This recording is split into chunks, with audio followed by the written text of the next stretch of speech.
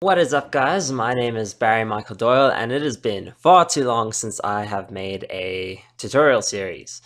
It's been like 2 years, but I am back, and in between the time of last time and now, I've learned quite a bit of TypeScript, and I am loving it. I'm using it in all my React Native applications, my React Web applications. I use it at work.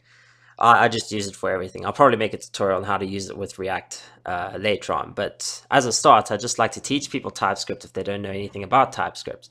If you don't know anything about TypeScript, TypeScript is a superset of JavaScript, which basically just means it's JavaScript with a bunch of extra cool stuff. And as I teach you it, you'll get to understand. So if you already know JavaScript, it will be pretty easy to learn.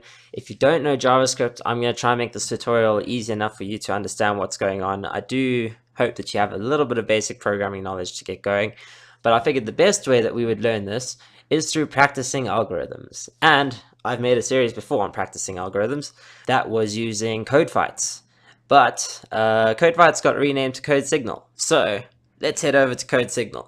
And here we are at CodeSignal. With the power of editing, I can just skip through to things. I am like basically just on a full screen. The site is codesignal.com, I think. Or if you go to codefights.com, you'll get redirected here. But don't go there that way. Come via my affiliate link, because I get these cool little coins. And one day, because you guys are randomly joining, I will get a t-shirt. Hopefully, eventually, one day. Just join. Please, join via my link. I've put a link in the description. You get to be my code friends. This guy, Kov, is online. And he joined just because he saw my YouTube channel like 2 years ago. So these are random friends. Actually, they might just be friends from Facebook. Some of them are friends from Facebook and some of them are friends from wherever. But yes, there's an invite URL and I've copied it to my clipboard and I am putting this inside the description. Anyways, this is CodeSignal. It's a great place for you to practice for interviews and it's excellent. But what I was going to focus on was going here and going to the arcade. The arcade's great.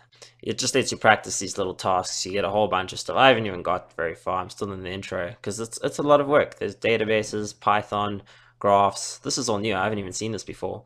The core, I have no idea what this is. But we're going to focus on the intro and where the journey begins. Here I can see where my friends are and how they're doing. It's pretty great. I didn't get very far. I just got this far. That's sort of where I stopped with tutorials. But I'll keep going. I'll keep going if you guys like the series. So let's head back to the top and let's start with the first one. Cool, so here we are. You start off with the screen. Let me make it a little bit bigger just so you can see stuff. And we're going to select our language, click up here where this closure thing is, and say TypeScript. I like the dark theme and I like the Sublime. Yeah, Sublime theme's good. So we've got our TypeScript all set up now. It's all good. We like our theme. We like our Sublime. That's great. Now, what we've got to do here is write a function that returns the sum of two numbers. So yeah, that's pretty simple. It means we're going to get two numbers as an input and we need to return the sum of it. So we've got to return the first number plus the second number. For example, parameter 1 is 1 and parameter 2 is 2. The output should be add param 1, param 2 equals 3. So if this was 1 and this is 2, then it's 1 plus 2 is 3. So we're going to make a function that does that. They've set up the boilerplate for us quite nicely here. There's a bunch of stuff that it wants you to do. It says the numbers can't be a certain, like, can't be smaller than that or bigger than that. So they must just always work. And the output must be an integer. So input 1 is integer, input 2 is integer, and output is an integer. And here's the TypeScript syntax. So let me explain TypeScript now. Here we have a function. This is just like a normal JavaScript function. What you basically do is, if you had just normal JavaScript, you'd have this. This would be your standard JavaScript function. You have a function, you've got the name of your function, so this function is called add. You've got the parameters that you add into it, so parameter 1, parameter 2, or variable 1 or 2, or just like the input variables. So you've got the first one and the second one. And they've names. They're named param1, param2. You can call this num1 or num2, and that will work as well. Let's just keep it like that for fun. So what becomes cool is with TypeScript, you can set the variables to have types. That's pretty much the bulk of TypeScript, is to give types to things. And this makes us check for things. I ran some tests here earlier and like had problems, but ignore that. I was just messing around. So what I can do now is say that I want num1 to be a number. Sorry, I spelled number wrong. This should be expecting a number. So that's a cool thing. Suddenly we want to say that num1 is going to be a number. And we could say this is a string or a boolean.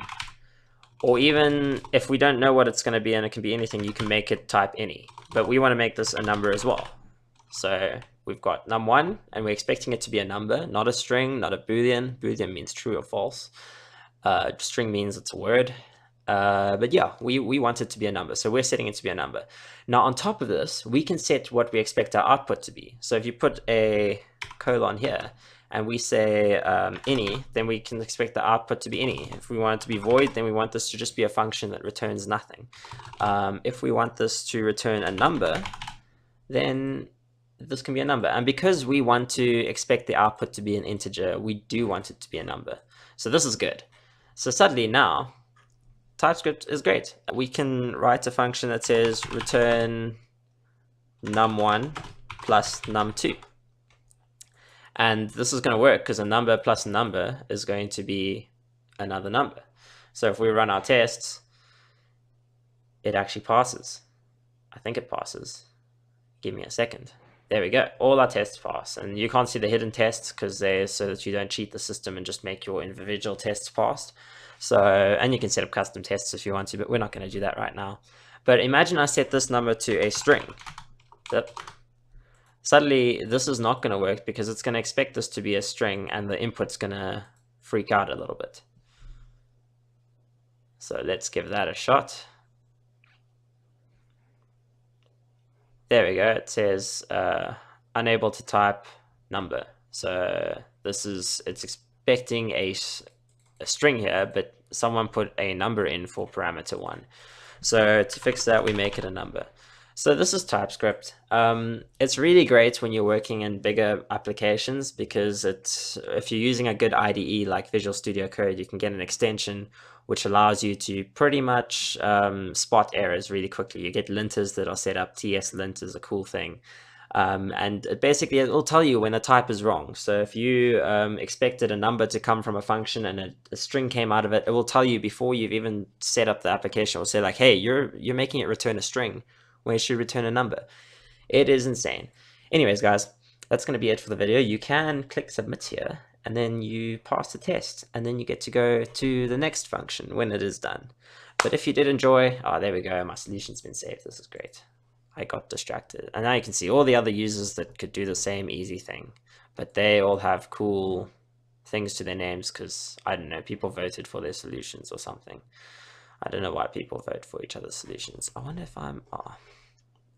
Let's see the TypeScript languages. How exciting is that?